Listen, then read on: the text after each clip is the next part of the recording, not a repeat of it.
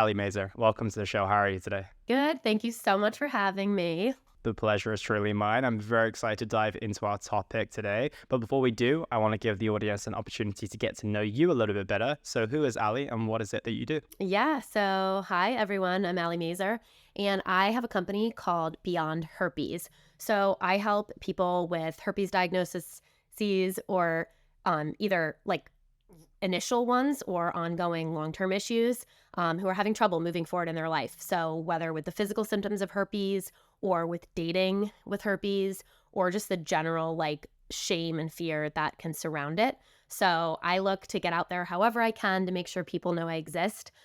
So it involves speaking and then I do one-on-one coaching and group programs to help people that are suffering. Amazing. And not so long ago, the perfect client for you would have been yourself, right? Going Yes. through your Oh, own yeah. experience. So I'm curious to get to know a little bit more about that story and that side of things and what led you on this path in the first place. Yes, definitely. So almost exactly 10 years ago, when I was 23, I got genital herpes. For me, it was a very, very like shocking and scary time because the important but kind of personal fact was that I was a virgin and I was at that time, I was like really serious about waiting for marriage or for a really serious relationship. I was living in New York. I was living like a crazy party. Well, it's actually funny, Elliot. I was in the wellness space. Like I wasn't yet a yoga teacher, but I was in the wellness space and I was still just living like a toxic New York lifestyle and drinking a lot. And yeah, Tinder had just come out and I went on a few dates with someone and I decided, you know, I am the probably oldest virgin in New York City and I was just sick of like having a lot of like confusion and guilt. And anyway, long story short, I got it within the first month of being sexually active and I saw all around me people having sleeping around and I was so confused and hurt and I grew up Catholic, so it was just completely like shocking to my system and my morality. Yeah.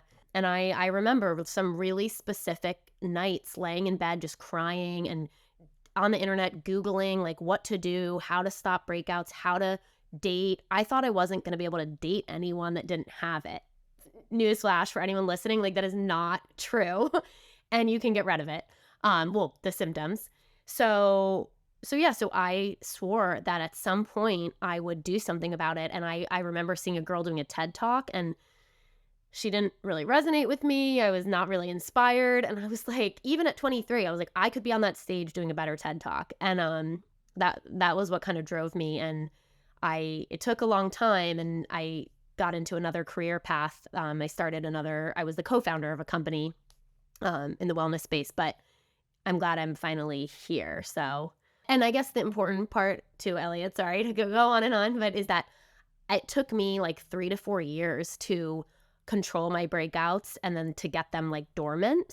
Which means I don't have active breakouts anymore. And I can, we can get into the nutrition and I don't have to be so careful about what I eat or activity because I just don't have them. But it took me way longer than I wanted to take other people. And it took me way longer to get over the shame and the guilt. Lots of therapy, lots of crises. So Yeah, I bet. And it sucks, right? Like you said, you were super careful. And then at the point that you're finally like, okay, I'm ready to still be responsible, but make this choice consciously. And then it ends up happening. And this does happen to a lot of people as well. And I think that in a way at that time it was obviously very distressing and probably quite traumatic, but now it's probably the biggest blessing of your life because it's led you on this path, right, to help other people. And that's funnily enough how I never wish anything bad on anyone, yeah. but the majority of people I speak to, their greatest triumphs come from their trauma. So I'm glad in a way that you went through that experience, you navigated so well and you've ended up here. But at the same time, going through that in that moment must have been super distressing. So take me back to 23-year-old Allie. How did you respond? How did you even know it was herpes in the first place? Yeah, great question. I was in agony. Like it is really painful. It is not, I don't want to scare people. Like it's a small sore. It can often just be a very, very small sore, like the size of like a pea, but it is very painful. And I was always very in tune with my body. Like you kind of just know, like, this isn't just a yeast infection. This isn't vaginitis or go to the details, but I kind of knew something was like up. And so I did go to, I think it was probably like an urgent care or gynecologist. And I was like, I need I need to get tested. And they actually don't often test for herpes unless you specifically ask them. And I didn't even know it was possible, but the gynecologist did say, well, you might have herpes. So they tested me. Okay. And yeah, and this is a common story. They were just like, "Oh yeah, you have herpes. It's not a big deal." Like I don't remember, but I remember over the course of the few months, I went to a few different doctors because every doctor had something different to say. "Oh, you don't need to tell anyone. Oh, you definitely need to tell people. Oh, this is incurable. You need to take meds every day. No, you don't need to take the meds. They have side effects." Like it was like not okay. It was so confusing. So that was 23-year-old me, and yeah, very confused and upset. Yeah, and it must be awful when you've gotten so many different takes on it, and you don't know which direction to go to, right? And obviously, if we think back, and anytime I have conversations on this show and we go back to the past, which we tend to do with a lot of guests that come on, and it's like, well, 10 years ago things are a lot less discovered and well known than they are today. And I barely hear anyone have a conversation unless it's comical or someone's like making a joke out of someone when they discuss herpes in a conversation. So it's still not even there yet, right? Yeah. Like mental health's a perfect example, right? Today it can be discussed quite comfortably with many people. Many people still need to do some work in order to get there. But 10 years ago, again, really wasn't spoken about whatsoever. Herpes is a conversation for me that's not even really on the table right now. So I can imagine 10 years ago, again, you're in your early 20s, kind of less experienced in the world than you are today. So it must be a pretty horrifying, realization. So what were the next steps after that? Which advice did you take from which doctor? Did you think it wasn't something that wasn't super serious? And also, I guess, like, what did you do with it physically? And then what did you do with it mentally? You mentioned the therapy piece, but I'm curious to just dig a little deeper into that story. Yeah. So I guess it started, I've always been like, quote, healthy. Like I've always like really looked out for my body. So I did the deep dive. I mean, Google was my best friend, and unfortunately you hear good and bad, but I did learn some things that resonated and that I practiced. So for example, cutting residual sugar, like all residual sugar, like any added sugar. Even for a few months, I cut out like excess fruit. Like I would still have some, but like really sweet fruits. And basically, I know they don't like to use this term in the nutrition world, but like starve the virus.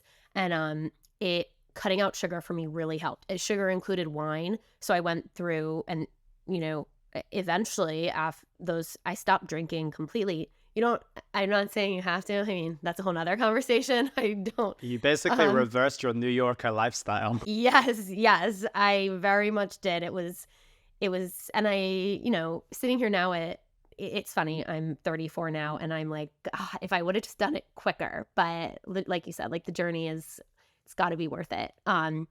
Yeah. So I gave up sugar, gave up alcohol, and the alcohol thing. Just to note, like that obviously wasn't just for the herpes. It really helped. Like I noticed as my giving up journey, because I didn't just like go cold turkey. I just slowly stopped drinking, and eventually, when I would have a drink or two, I would just notice how bad it made me feel and how I would get like a potential breakout come on sometimes. It's called a prodrome, when it like you start to feel like, oh, I might have a breakout. And then I would just cut the alcohol, cut the sugar, drink a lot of water. Yeah, so I think sugar was a huge thing. Using like herbal supplements, lysine, massive game changer that of course the pharmaceutical industry isn't gonna promote it because it doesn't make them any money. Can I say things like that? But Of course you can, please. The more open, the better, especially if yeah. you've got those type of insights. So I was lucky. My father was a emergency medicine doctor, and he was quick to say, oh, you can just take the pharmaceutical, which is Valtrex or Alcyclovir.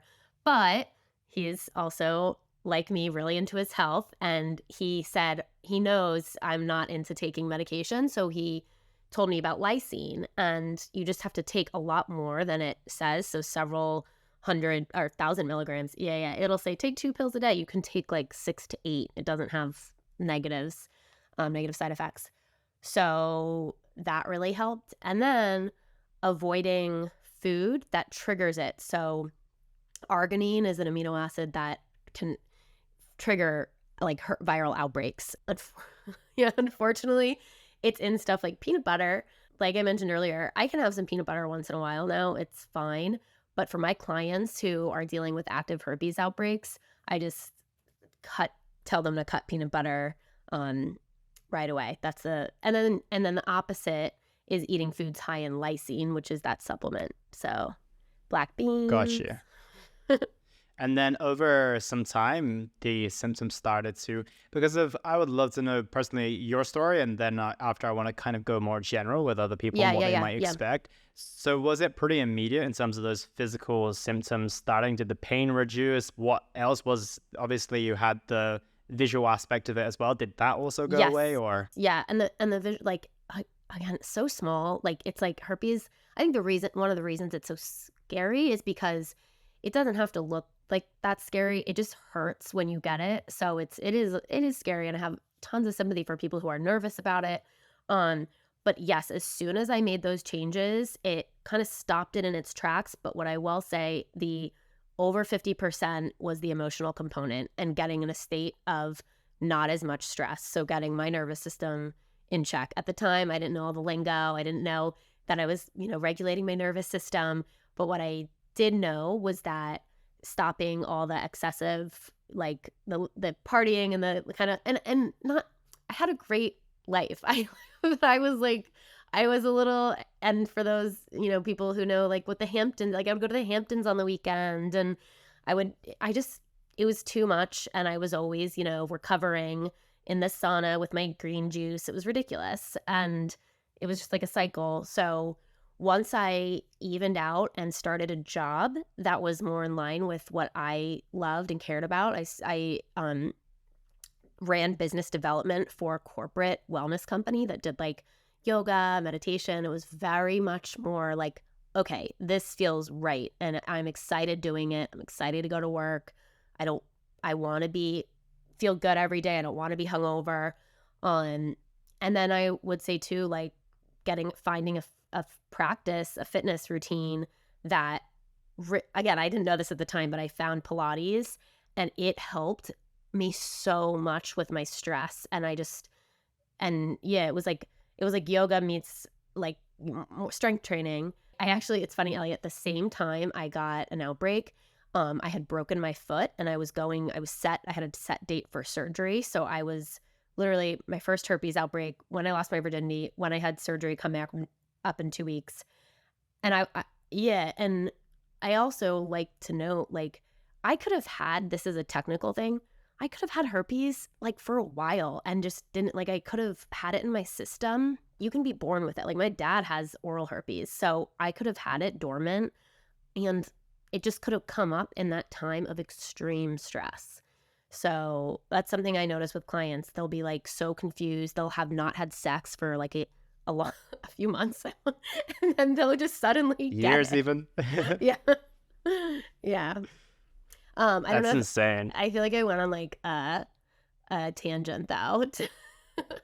No, it makes sense. And what you were basically saying is obviously you worked on the physical component, obviously fixing nutrition, got into your exercise routine, but the big part was the stress aspect, right? Yeah. And navigating that.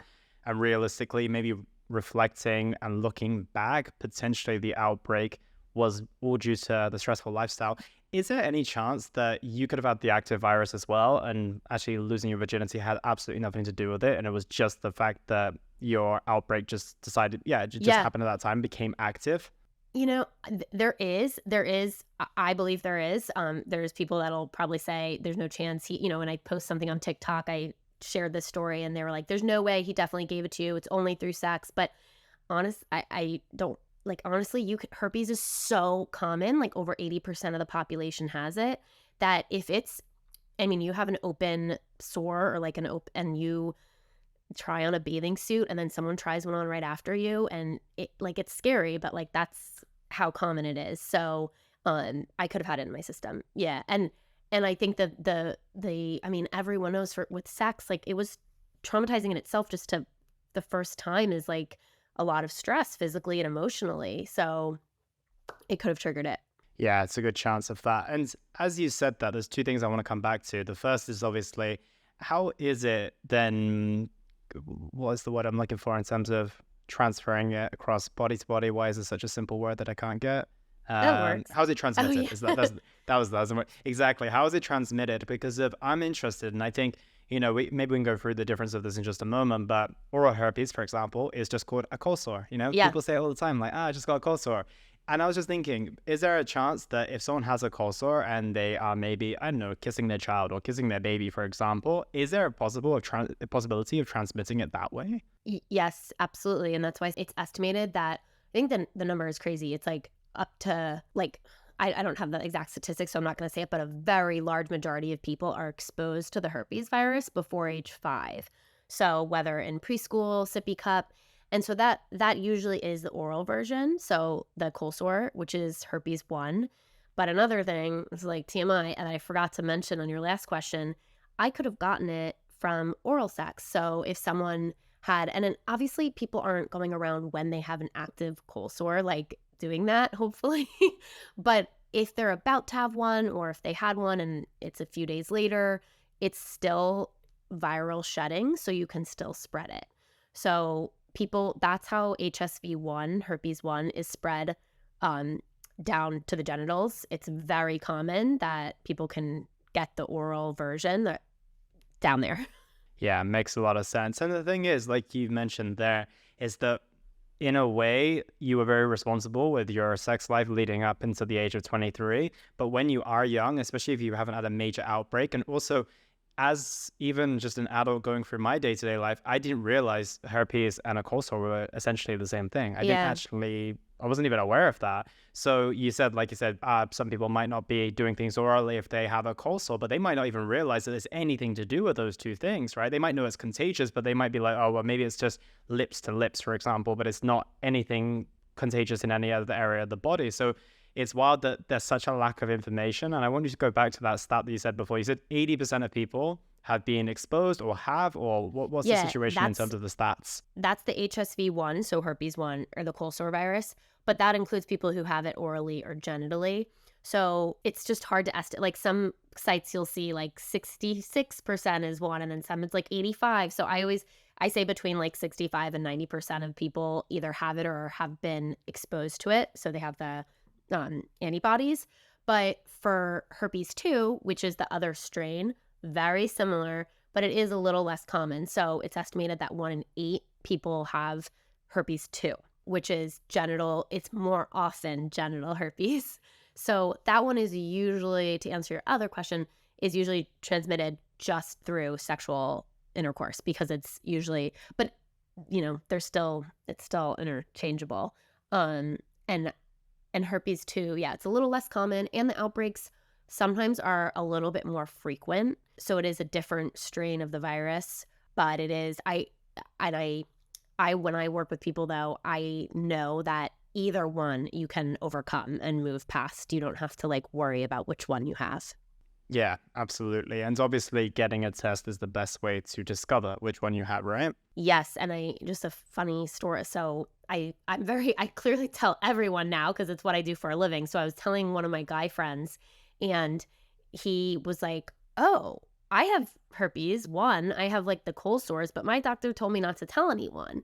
And it's just like, it's controversial, right? Like, good for that doctor for not causing him any stress or anxiety, but it's messed up because if he goes down on someone, like if he's not worried about it and he genuinely doesn't think there's anything he needs to do, and then he could give it to someone and they could deal with all the pain and trauma that I dealt with. And I think that is wherein lies the problem, is that it is just on the medical community is all confused. And if they just told everyone the honest truth, then it wouldn't even be taboo and people would just be open, honest, like whatever. But because some people are hearing that, some people are hearing herpes is for life, you have to tell everyone, that it's like terrifying.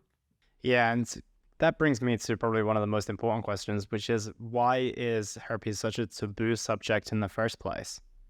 Oh God, I still haven't figured it out. I think because I say it's a skin rash. It is a skin rash. Like, it is not life-threatening. I mean, my dad, bless him, because when I first got it, I was able to tell him, I have a good relationship with him and he's the doctor, and he just kept saying, like, stop, it's not a big deal. So many people have it. Like, he didn't understand at the time that for whatever reason, it's if you're not in the medical community, you don't see people coming in and testing every day. Like all you see is the South Park joke about it or the joke on a romantic comedy. Like, and you think slutty, it's slutty, and the word slut carries so much shame, and it's a horrible word. So it's so associated with herpes in college. Like, oh, she's a slut, she probably has herpes. I mean, I hate even saying that out loud, but I remember hearing that and thinking, oh God, I guess I don't want to get herpes.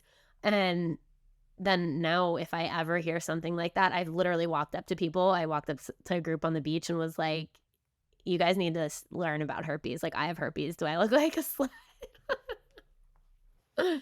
So I think it's just like the storyline, and yeah.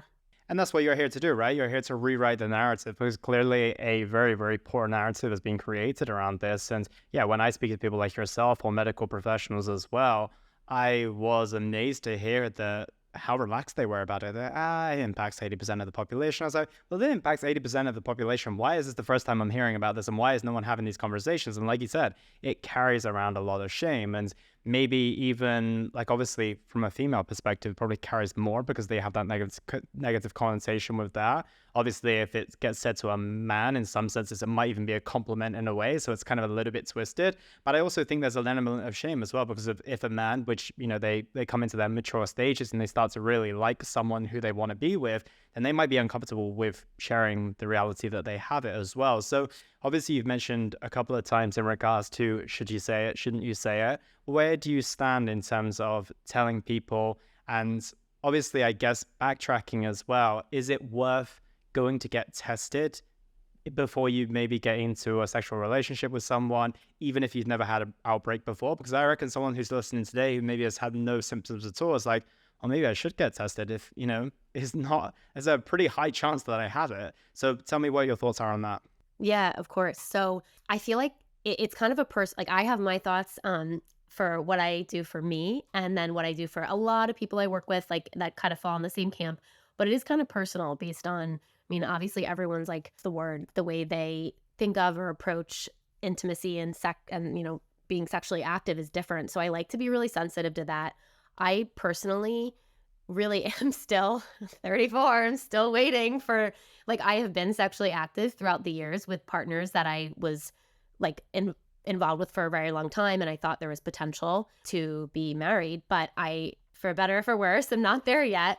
So I am committed to, you know, I do think that, I guess I tell people really soon to get to your point and then I can get back to your question. I think telling someone on like a third or a fourth date, so I guess that's not really soon, but so you are letting them know that this is something that you bring to the table. And guess what? There's 100 worse things you could bring to the table. So Yeah, it's very true. I just like to think of it as it's not, okay, we're thinking about sex. Now I have to tell them. It's more, we're thinking about, like, I actually really like this person. I could see a future with them. I want to let them know this about me in case it goes there, because I don't want to have to tell them, you know, the month before we're engaged or married or whatever.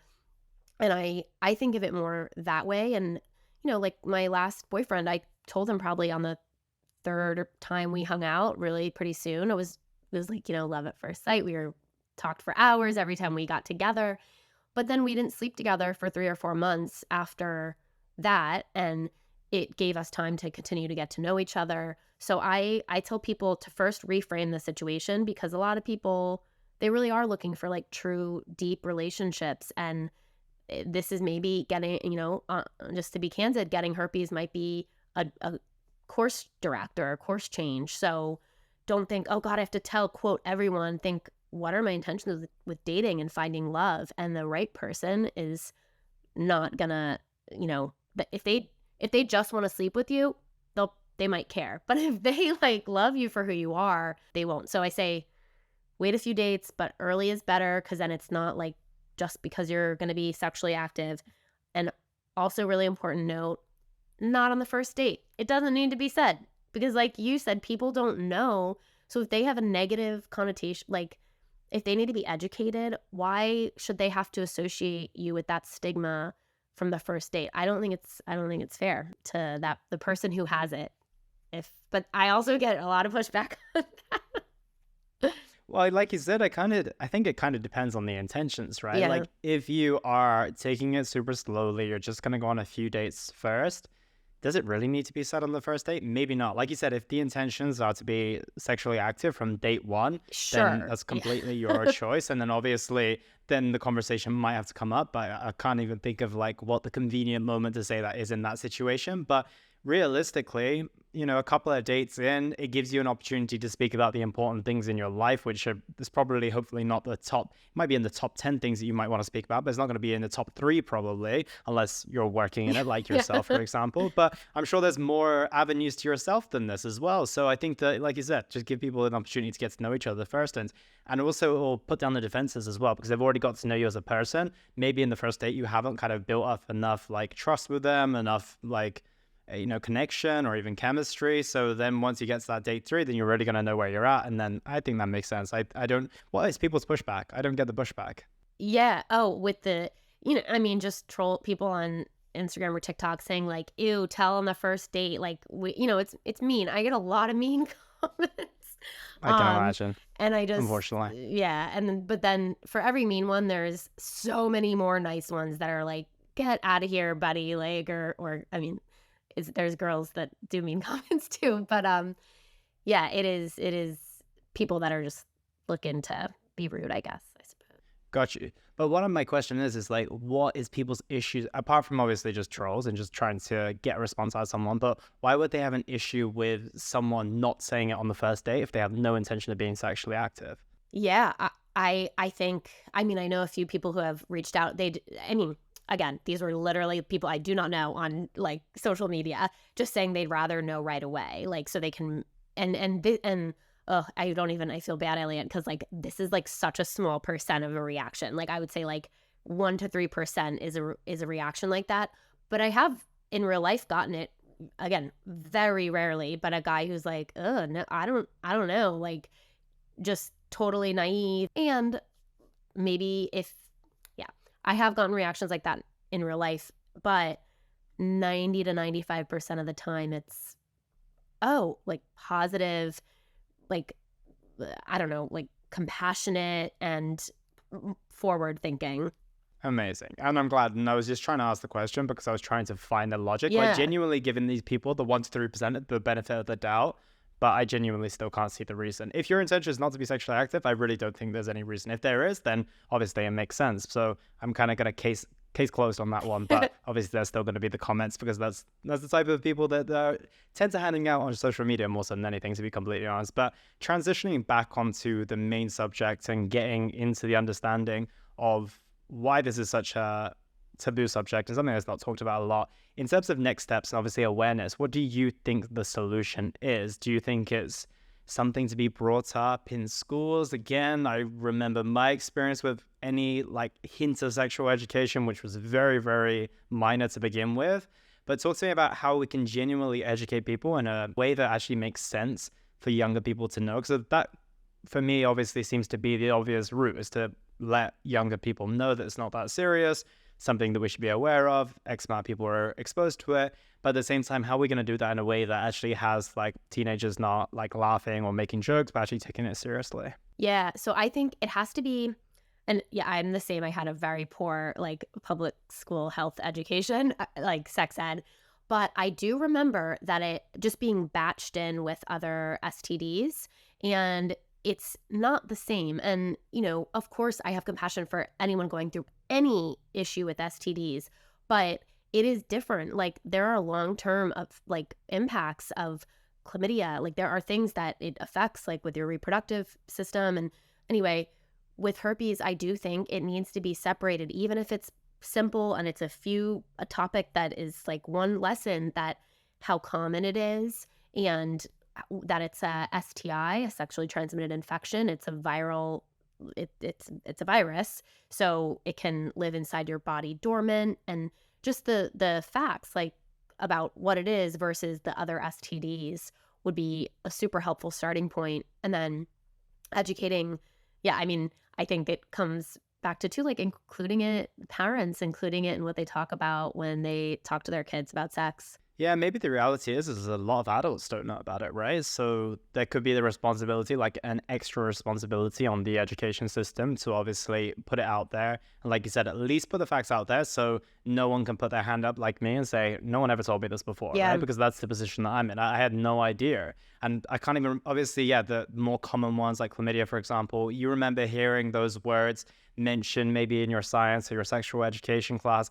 But herpes, again, maybe it was mentioned, but I don't remember it being such a common thing or Yeah. not really that bad in a way. Nothing at all like that. And then obviously parents. Obviously that translates onto hopefully some of the people who we're speaking to today. Maybe they're parents right now. Maybe they're going to be parents in the future. And then the responsibility that they have to tell their kids as well. And I think that that's probably a good next step for both. Now, talk to me about the ongoing repercussions, because from my understanding, it's that you took some potentially pharmaceutical medicine and you kind of deal with it like an infection and then it goes away and probably doesn't come back. But what is the reality of herpes? Is that the situation in some cases? Is it really long and ongoing with many people, which from my understanding of talking to you, it seems like that way? Yeah. So great. Elliot, I love this conversation and you have great questions, just saying. Thank you. I'm glad. So yeah, so that is the case with some people. And my hope is that there's so many out there that that's the case and I just don't hear from them, but they are telling people and sharing when appropriate. But it is ongoing for a lot of people. So ongoing meaning you can get breakouts anywhere from like once a month to once a year. Some people get them very sporadically. My clients, it is a huge range, but the thing that we could, go on forever about is that it all comes down to it is a sign. It is a sign that your body is not happy, whether it's more emotional or physical. You're under stress and duress, and you need to be taking care of your body and your mind better, and making a change. And I have so much compassion for people who don't know what it is that, like, why am I getting these outbreaks? I'm doing the right diet, or I'm going to a therapist. And what I've learned personally is sometimes it does take like the deep work to figure out what in my life is not aligned. Like, is it my job? Is it my partnership? Is it my relationship? Is it family issues that I haven't resolved? Is it that I have been following a certain diet because it looks trendy and really it's not serving me and it's causing me stress? For example, like if intermittent fasting or a keto diet is stressful on your system, it can be amazing for someone else. But if it's not working for you when it comes to your nervous system, then it could cause outbreaks. So that's always a hot thing. I am not a vegan, but there's been months at a time where I have did a more plant-based diet and ate more regularly, no intermittent fasting whatsoever, because I just wanted my body to feel like grounded and more full. And yeah. So anyway, I could go on with that forever, but I think it to get back to your like direct answer, it's finding what it is in your life, that you need to change. And then that's when people start to see the outbreaks go away. But it's often a big change. Yeah, absolutely. And I think that that's a challenge. It's a good point you bring up regarding intermittent fasting as well. Any female nutritionist or expert, female health expert that I brought onto the show has 9 times out of 10 not recommended intermittent fasting. And obviously we want to speak on both men and females here, but in terms of the system from the menstrual system perspective as well, and just generally speaking, the different level of hormones that women have, generally speaking, intermittent fasting or anything that is kind of restrictive is usually not the best answer when it comes to kind of holistic health, let's put it in that bracket, right? Obviously, a little bit of fat loss, and you could argue that if someone is 30 kilos overweight and intermittent fasting gets them 20 kilos lighter, Great. not because it's a diet, but because of the format, amazing, right? They're on paper going to be more healthier by intermittent fasting than not. But at the same time, it is worth questioning whether it works for you or not. And like you said, whether it's actually doing you more stress than actual good too. So like you mentioned, the outbreaks, they can come quite regularly, but you can get those under control as long as you kind of work out the thing in your life that's triggering them, if I'm not mistaken. Exactly. And and I will say just one thought that came to my head when you were saying that, because I think there's this movement and it's kind of frustrating to me that, and I am not a nutritionist, I will say that. So it's not, I don't have the ND, but what I see and what I've learned is that moderation is amazing. Like, and for many people out there, and not restrictive, because restrictive is the word I thought of. But I do see, because of how much it's like, just don't, no food fear, don't worry, don't do this. But at the end of the day, sugar feeds viruses. So like, oh, and I hate saying the feeds word, sorry, but if that is something that you need to restrict to get rid of outbreaks, it can be so helpful. So I just want to throw that out there in case someone listening is like, oh, I don't have to. It's something that has helped a lot of people I know and work with. Yeah, it's good to know. And I think that it won't be the most uncommon thing to hear, especially a woman, right? If they experience something like PCOS, for example, one of the immediate recommendations is to reduce sugar and carbs full stop. So it's not to say that carbs are bad by any means, but again, it's moderation, it's balancing these things out. And it's also trying things, right? Like you might, and this is a good example, right? I always have people ask me, is this particular carb, bad, or will it cause me issues with inflammation, bloating, and all this type of stuff? And I was like, well, it really depends on how it responds to your body, right? There's like, on paper, if the food is kind of coming from a whole source, it's not really bad at all. And we can't put any kind of bad connotations on it. But at the same time, if it responds really negatively to your body, then it might be bad for you. And that's absolutely okay. So if you think and have a suspicion, or you're someone who consumes a lot of sugar and has a lot of outbreaks, then maybe it's an indication to maybe just try and reduce a little bit, right? Yeah. Yeah. Got you. So transitioning onto the alcohol piece as well, you mentioned you cut that out too. Was that a major, major thing for you to get rid of? And obviously now that you are, I'm not sure if you're alcohol free now, but what does your life look like now that you kind of, I assume you're not completely zero sugar and zero alcohol all the time, or maybe you are. Let me know. Yeah. So I am pretty much zero alcohol. Like once a year, maybe I had a glass of champagne that I drink half of at a wedding, or like some tequila. I used to love tequila. So once in a while I'd be like, oh, a little bit wouldn't. But it's funny, Elliot. It's like once, and people listening that have gone alcohol free might resonate. Like once you cut it out completely and you don't crave it anymore, it's like you don't even want to bring it in. So that's where I'm at. I'm not like trying to be, and I feel really fortunate that I've been able to do it that way and not have to like demonize it or be scared of even touching a sip of it. If someone wants me to try a sip of their homemade red wine at their vineyard in Italy, I'll try a sip. But so it has really helped, yes, with my health overall, and therefore I think it plays a major part in preventing herpes outbreaks. Because at the end of the day, it's just sugar. It converts the sugar in your body. And also just my stress levels, like the things you do or say when you're single and dating, and if you have some alcohol, is like really different. And the emotions you feel and the next day blues you get, or the stress you feel from was this bad for my body? Like I just got rid of all of that, like no more. And it helped me live. I mean, I left New York, I moved to California. I'm now in Austin, Texas. So I'm all over, but like I'm led by like what like makes me feel good and connects me with like-minded people, which has drastically changed my life, which is amazing. And then the sugar part, to answer your question, it's similar to alcohol. Like I eat a lot of fruit. So fruit gives me that, like, I try to get my parents to switch their morning. They have like a morning coffee and cookie or biscuit, I think we would call them. And they want to like cut some weight and stuff. And I'm like, just replace your little cookie or your little sweet with a bowl of blueberries and even a drizzle of honey, or I don't care. I have found that like once I swapped in fruit, a bowl of grapes, like it is so much better and more satiating and life-giving than any cookie or cupcake or a little piece of pound cake. I don't know. I know though my 23-year-old self listening to this would be like, you're crazy. Like I crave my sweets. Like, but fruit has really, really helped. Yeah, and it's a good point that you mentioned then. It's like once you kind of pull back these things, and that's why when I get started with someone on a health and fitness plan, for example, I'm really, really big on them cutting out something like alcohol, for example, for 2 weeks, just to reassess their relationship with it and determine, okay, do I even want this in my life anymore? How do I feel without it? Because of, potentially for you as a 23-year-old, maybe you started drinking and they're like 16, 17, 18 years old, right? And for some people, it's like, well, they've never had a break with alcohol, right? If they got to your age, for example, at 35, they might have not had a break from alcohol for like 10, 15, 20 years, right? So I think just giving that people the opportunity to just take a step away and like, okay, well, do I really want it? And then also give their body a chance to just slow down and not crave it and not need it anymore. And then, yeah, you're amazed at how it switches, right? The cravings reduce. Like you said, you find a replacement that you enjoy even more, and then you try and go back to it. And you're like, actually, maybe I'm not about this life as much as I used to be. So I like that idea of just kind of cutting out, and maybe not saying it's permanent. And like I said, not demonizing it either, but just seeing what would my life look like without this? What would my life look like with the alternatives, and seeing how you go from there.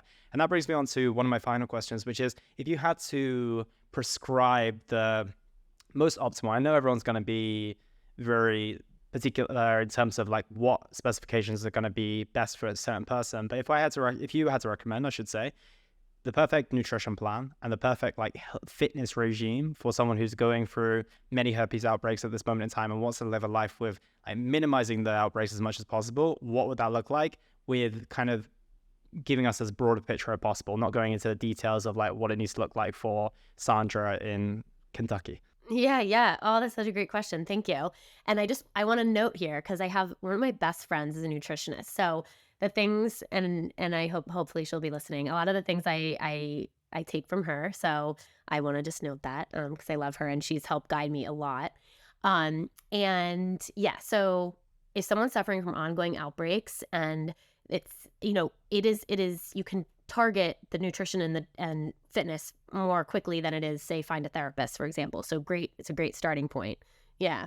And I think having a diet where, just like you said, for PCOS, you cut out residual sugar and refined carbs and scale back on a lot of carbs in general, because we do know they convert to sugar in the body. However, I have found that leaving in white rice, it's easy to process, oatmeal is not so bad. And that's, again, for me and for people I've worked with, but not all the time, but to at night with meat or whatever it is you're making to have to keep you feeling satiated and grounded. Or I also like love Ayurvedic practices. So warm food that makes you feel like grounded. And I know that's not so specific. I think whole foods, obviously, no processed foods. If that is a package, get it out of here.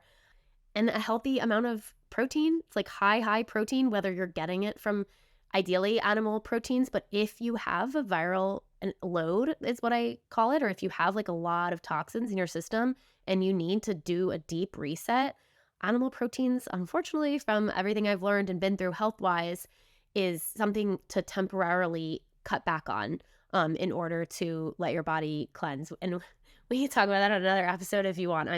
I'm a fan of like a lot of the temporary pauses on high animal and high fat diets in order to like get rid of toxins in your system.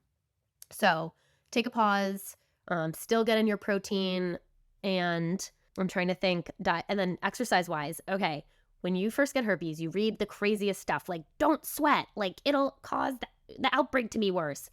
No, that I remember being confused about that. Do what exercise makes you come alive and feels really good. If that's a high intensity, that's okay, even though it's like stress on the body. If you feel amazing after, do it. So whatever gives you the endorphins, so running, boxing, personally, if those do sound like high stress and like unattainable, then know that you can, and you know that you can talk more to this, but like for me, it was Pilates. Like I needed to take a step back. I went on long walks and did Pilates. So if you're really in a state of, so I guess shifting to the emotional side of things, you can kind of incorporate the fitness aspect here. Like you can temporarily like just go on long walks, just do low impact Pilates, and that'll help in turn your nervous system and therefore prevent outbreaks. I know that was like a big circle. No, it makes a lot of sense. And I think it's all about listening to your body, probably opting for low impact if. And I think that that's probably a good idea because of the people who are most stressed are usually drawn towards the most high intensity exercise. That's what I found. They love to, beat themselves in the office, and then beat themselves in the gym, then beat themselves in all areas of life, and they never give their body or mind a rest. So I like that invitation to maybe take a step back from that, try something different just for a little period of time. And obviously grounding yourself in whole foods as well and not straying too far from the fundamentals, right? And I'd like you to touch on, before we do transition away from that question, the higher lysine foods and also the higher arginine foods to avoid during an outbreak. Yeah. So I don't like to like scare people because what I found is that the higher arginine, we'll start with the high lysine, so the good ones. So not scary, but fish, shrimp, soy even has high lysine. I know there's controversy about soy, beans, lentils. So those are high lysine. But like you were saying, like depending on your diet, it's you don't have to like just all of a sudden eat all of these. Pick ones you like. For me, I love fish and I love black beans. So it's a great way for me to get in protein and get in high lysine foods with fish, shrimp, and black beans specifically. When it comes to the other one, peanuts is really the only one that shoots up so high on the list of like the actual content of arginine that it's like that I see it impact people. But for example, other foods that are high in it can be other nuts and seeds. I never cut out almonds. I was fine. Never cut out tahini or sesame seeds. But I'm saying them here in case maybe you're vegan and your entire protein intake is tahini and almond milk. That might be worth looking at for someone who isn't vegan and who's eats more animal protein. Like maybe not worth like cutting out your almond milk in your coffee or whatever it is. For If that sure. is helpful. Yeah, totally. And I think it's about not taking that extreme of an approach. And I think that if you're already going through something, especially if it's like your first outbreak, the last thing you want to do is like kind of traumatize yourself even more by being scared of food all of a sudden or being scared of specific types of exercise. But leaning in the directions of what the recommendations maybe say, I think is probably the gentle and most effective way to do things. So I like that approach as well. And Allie, this has been a super fascinating conversation. I'm glad that we've opened this door, and I feel like we've opened it in a beautiful way as well. And I've got a couple of final questions. The first is, what impact do you want to have on the world with the work that you do? Oh, yes. I want people coming out of, I mean, this is just what came to my mind, college, like age, so late teens, early 20s, to feel empowered and knowledgeable about their sexual health and to know that the choices they make could potentially impact it, and to feel like they have control and they're experts, and then that's like longer term. But right now my impact is just to be there for people. Like I just want to be a source for people who need support and compassion and someone to talk to. It's starting your own business is hard, and I have to remember that even if people are listening and I help them, that is massive. And I'm so grateful to be able to do that. Yeah, and I think a big thing you're doing is rewriting a narrative. And I think that that's super, super powerful. And I think that, well, personally, I haven't come across anyone who's doing it so vocally. So I appreciate that you're taking that step. You're not hiding behind something that usually has a lot of shame and taboo, but you're just putting it out there for the world, doing it in a manner that's compassionate, doing it in a manner that's conscious as well. So I think it's amazing work, and I hope we can continue to spread this message far and wide. And if people want to get involved in your world a little bit more and find out more about you and the work that you do, where is the best place for them to find you? Yeah, thank you for asking. So my website, my Beyond Herpes website is actually livebeyondherpes.com. So I'm guessing it'll be in the show notes or something, so it'll be easy to find. So either shoot me a message on my website. There's a form where you can email me, or you can book a call on my calendar, a 15-minute call to see if you want to work with me or sign up for my mailing list. So a few different ways, all via my website. And then definitely if you want to follow me on Instagram, that's where the fun little short clips of all the herpes things are happening. So you can follow me there too. And if you see anyone being mean in the comment section, go and respond and be a nice person and get the person out of Get there 'em as well. out. But Allie, thank you Allie, thank you so much for your time today. I truly appreciate it. Thank you, Elliot. Thank you for your time.